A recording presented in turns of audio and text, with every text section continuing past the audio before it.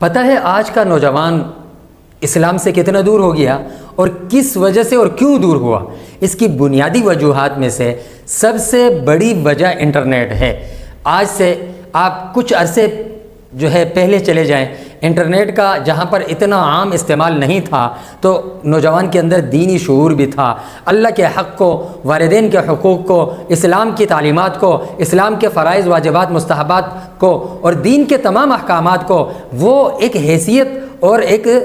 مقام اور ایک اپنے دل کے اندر جگہ دینے کو تیار تھا۔ لیکن آج جب انٹرنیٹ چھا گیا تو اسلام اور وہ مسلمان نوجوان جو انٹرنیٹ پر فدا ہوا وہ تو انٹرنیٹ کا ہی رہ گیا، اسلام سے دور ہو گیا۔ اس لیے کسی نے کیا خوب کہا، یہ دنیا انٹرنیٹ پر فدا ہو گئی، فجر تا عشاء سب قضا ہو گئی، دولت کے پیچھے لگا آج کا مسلمان، کل کرے گا افسوس کہ آخرت تباہ ہو گئی۔ اس لیے آخرت کو تباہ کرنے سے پہلے افسوس اور کفِ افسوس ملنے سے پہلے اپنی آنکھوں کو کھولا جائے،